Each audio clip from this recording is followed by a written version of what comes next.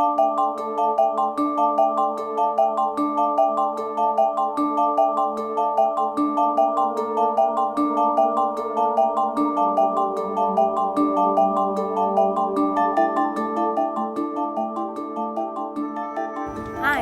Duyusile.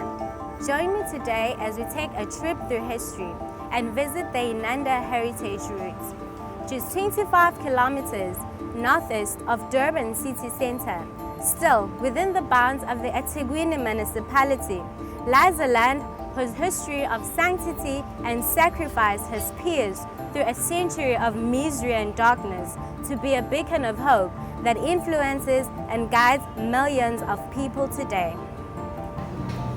The soul of Inanda, which means a pleasant place in isiZulu, has nurtured the seeds of epoch-making icons, leaders that have built nations, leaders that shook the foundations of empires, and leaders that still inspire gigantic congregations. Their philosophers may be distinctively their own, their followers unique to themselves, yet they still share through Inanda a common base, a base as solid as their shared vision for their people, a sacred vision based on their own faith. Yes, the mortal frames of Mary Kelly Edwards, Mahatma Gandhi, John Dewey, and Isaiah Shamba might have long ago perished, but their moral framework still continues to inspire. Today at Inanda stands monuments to these contemporaries, physical manifestations that have managed to be resurrected from flames and fury of a broken land, a legacy of peace in times of peace by these pioneers of peace. Each of our protagonists seems to have a base principle, an intrinsic principle based on their own faith, a base inspiration that grew their philosophy. In the case of Dr. John Langalibalele Dube, we can see that it stemmed from a strong Christian missionary background. His grandfather was amongst the first Africans to convert into Christianity, and his education led to him being an ordained priest. But his conscience led him to pioneer the route to our country's world-acclaimed democracy. Today, the roots of the African National Congress can be traced back to Inanda.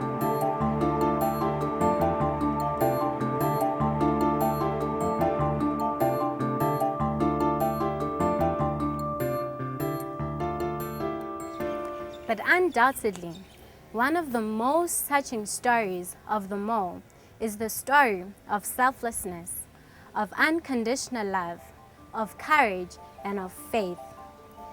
These qualities of a mother are the qualities that have nurtured Inanda's children to occupy the highest echelons of South African society today. Mary Kelly Edwards, our mom, left behind a life of daintiness in America, of quaint Western comforts and familiarity, to take charge and rear her children of Africa.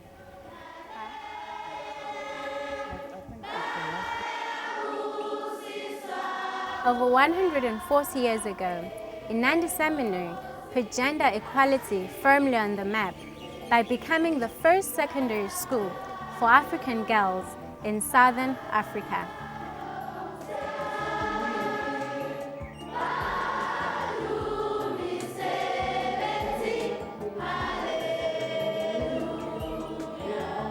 In the case of Isaiah Shamba, it is his revelation on the holy mountain that formed the basis of the Shembe Church. Here, it may seem that Christian or Judaic ideology marries African traditional culture, but the Shembe faith is Africa's own. Prior to its founder, even the name Shembe did not exist. It is pure, it is unique, and filled with the awe, mystery, and majesty that today guides millions onwards in their spiritual quest.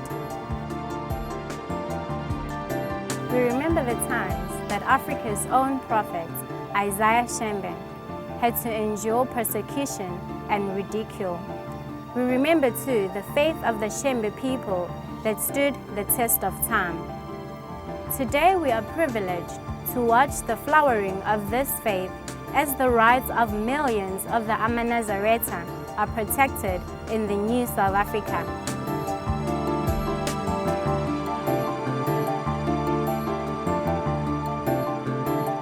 While it may be argued that Gandhi was not a Hindu fundamentalist, his essential philosophy gives us a peek into the tenets of Hinduism.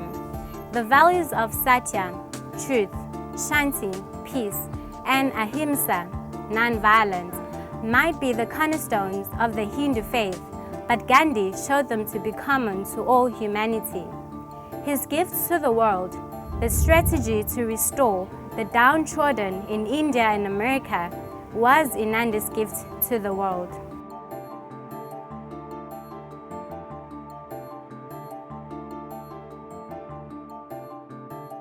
For the Satyagraha that was first used in South Africa, then India, and again by Martin Luther King in America, was born in Inanda and first spelled out from the printing press here at Phoenix.